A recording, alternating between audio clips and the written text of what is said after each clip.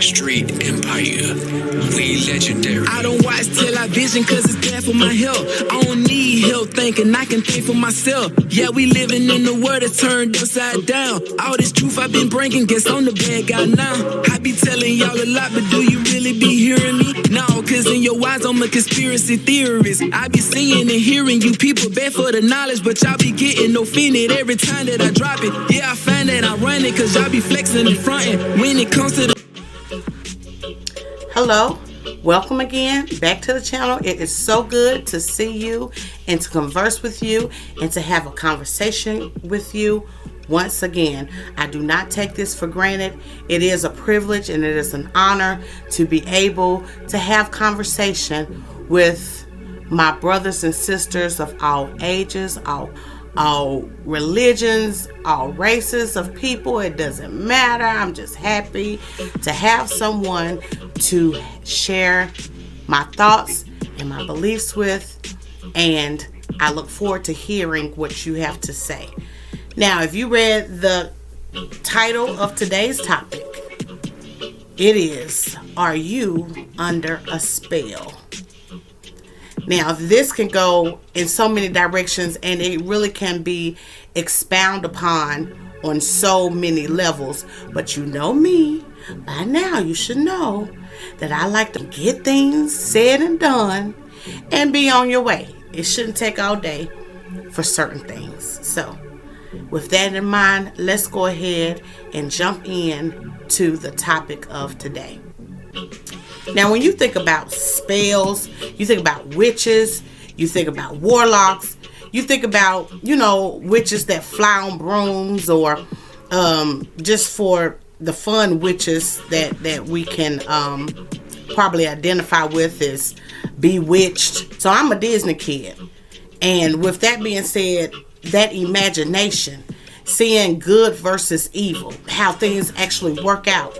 So magic has always been introduced to us in a positive light without really going into depth what actually lies beneath all of that. Are you under a spell?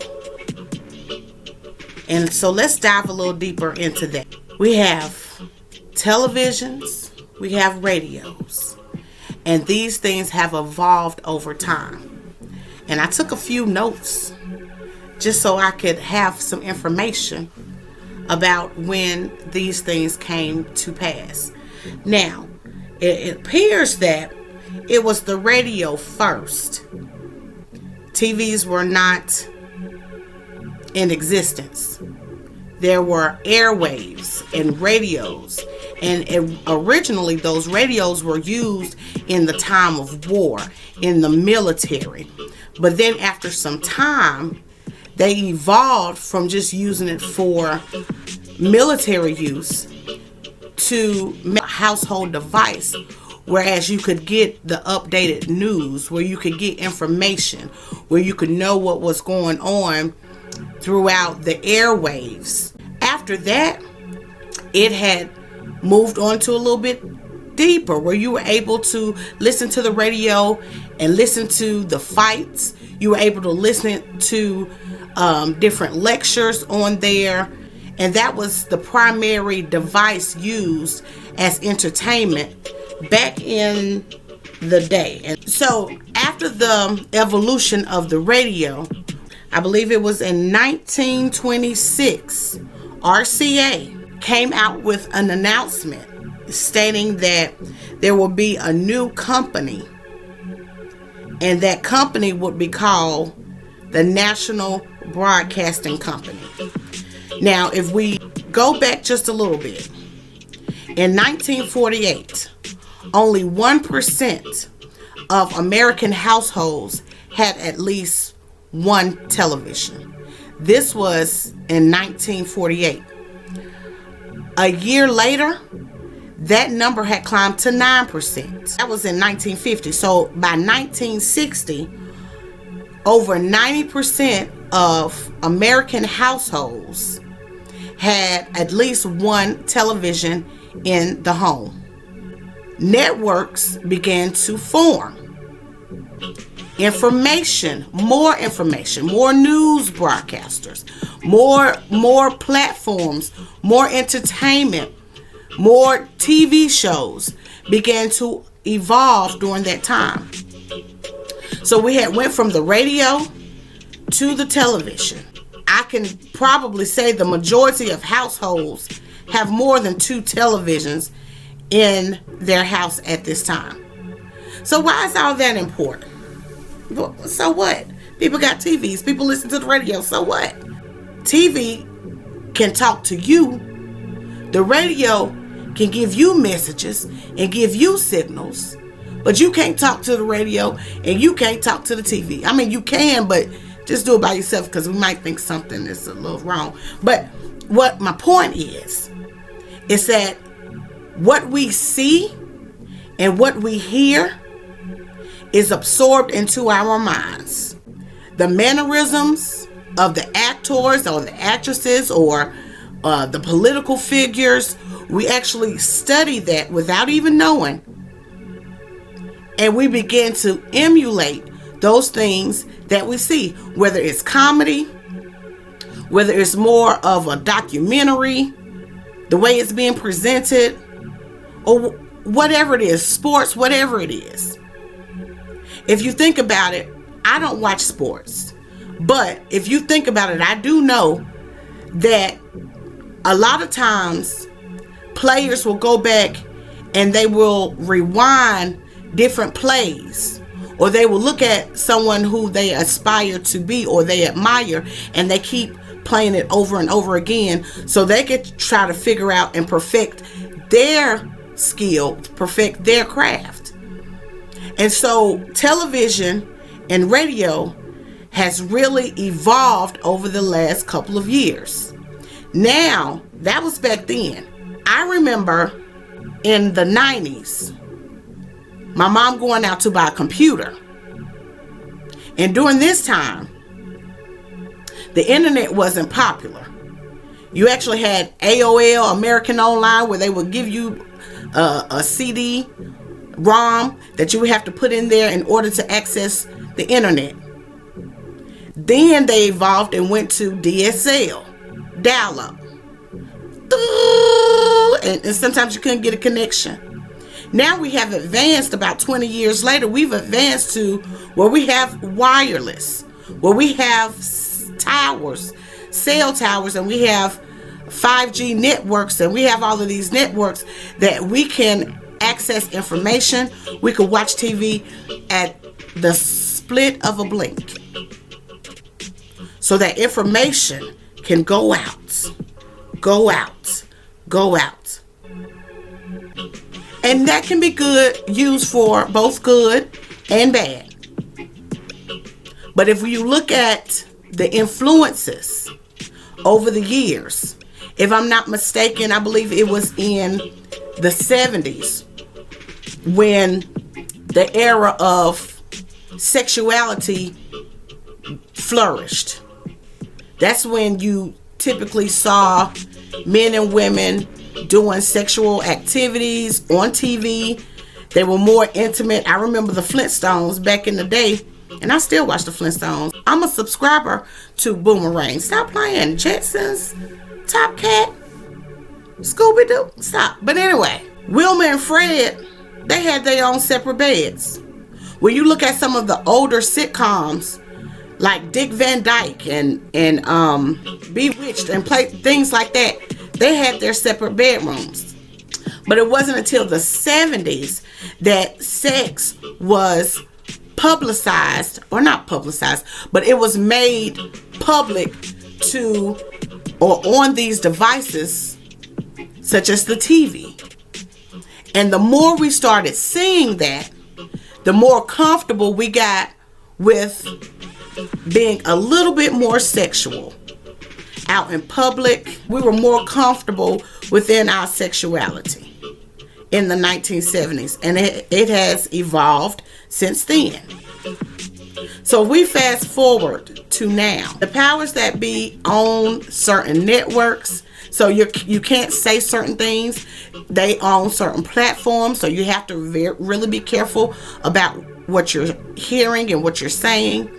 And when you actually analyze this and actually think about this, when you are trying to live a certain type of lifestyle, when you're trying to live a wholesome, decent life, you have to analyze what you're actually feeding yourself when it comes down to the entertainment, when it comes down to the news, and anything that comes off of a screen or comes through the airways.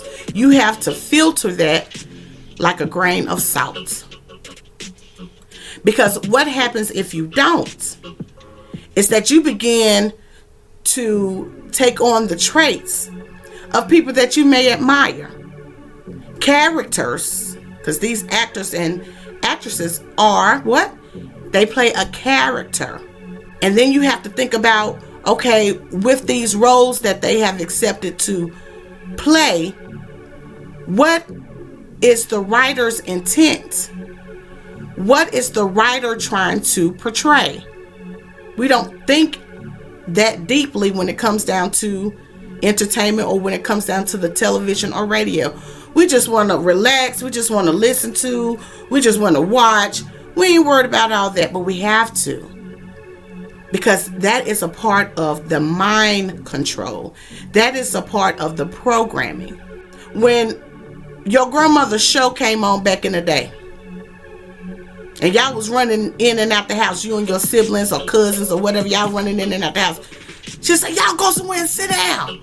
My program is on. It's a program. Not understanding that, you're thinking that, oh, this is just a show. But no, they said it right the first time. It's a program. Because if you find a certain actor or character funny, and you watch that character religiously over and over and over and over, then you begin to pick up and you begin to take on that trait or those characteristics. Social media is a blessing and it's also a curse.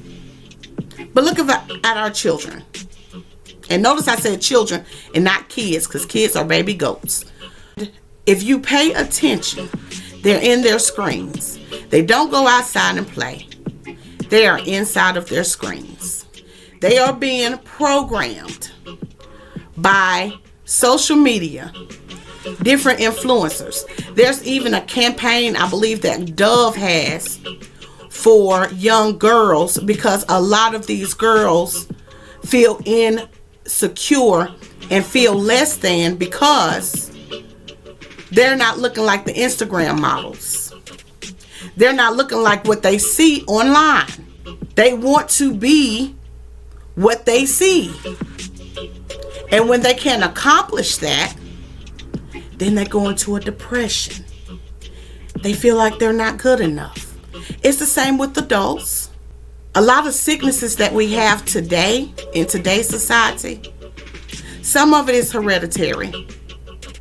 But a lot of the sicknesses is especially pertaining to mental illnesses and mental health. It comes from not feeling good about yourself. Not feeling that you're adequate enough. Not being able to feel accepted in the circles that you have chose to be a part of. Feeling like no matter how hard you keep pushing, someone else keeps getting the position that you want. No matter how much makeup, how much cosmetics you go and you buy, you can never get that the right cat eye.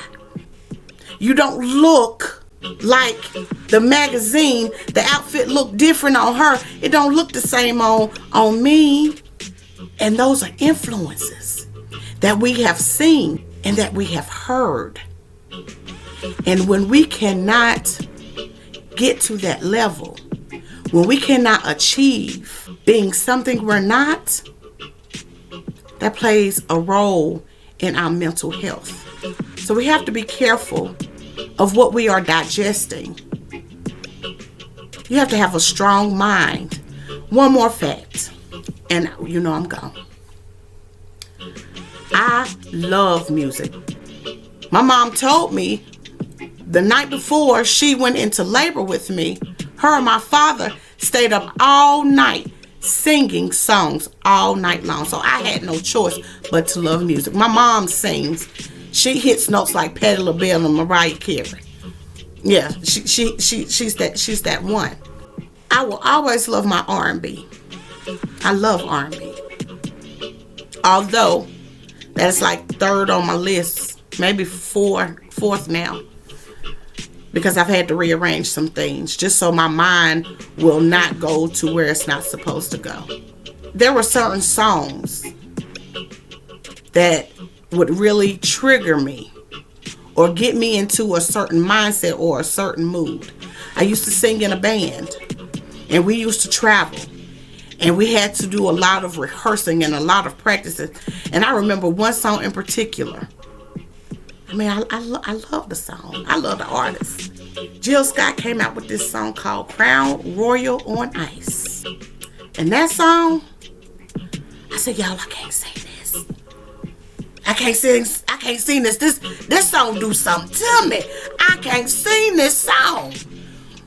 I keep hearing it, and as I was learning the words and finding my part in the song to get ready for rehearsal, those words kept going and going, and I was about ready to call Tyrone. Because I kept listening to it. And as she was describing, because Jill Scott is, listen, my sister got it going on. She's very good with her words. She's very good with describing. And she started singing, your hands on my hips, bring me right back. Oh! I can't. Because I know the power of music. I know that when you put a good beat and a good arrangement to some powerful words, and you put them two together, explosives. So I still sung. That was part of my job. But I had to say, get it together. Calm down. Go take a shower. Get you some ice, some crushed ice. Because music with certain artists and certain songs, it'll take you there. It'll take you there. So you have to be careful of what you listen to. So now that I'm trying to do better, I'm trying to live better, trying to have a different outlook and trying a different path and on a different journey. So what I do now, for the most part, is gospel and Hebrew music is my favorite. And I listen to the most when I'm in my car, when I'm driving. I listen to jazz. No words. I can just see the little notes moving all over the paper. And it keeps me going. It keeps me motivated. It keeps me moving strong. I love jazz now. I have grown to appreciate jazz. And even jazz with the words, those words are not putting me in a place that I know I don't need to be. So let me know what you think. I want to know, are you under a spell? Do you watch these major networks and these news broadcasts and you scared to go outside because they've scared you to death of a possible rainstorm that's coming, or something that's going on? You're scared to interact because that control everything that the media says is Bible, is true. Are you under a spell? Let me know. I want to know. Because we all, I'm trying every day to be better than I was on yesterday. Change is not easy. It's hard to let go of those things that you love. It's hard to let go of those things that you enjoy. But if it's tearing you down, if it's destroying you, I think I better let it go. Okay?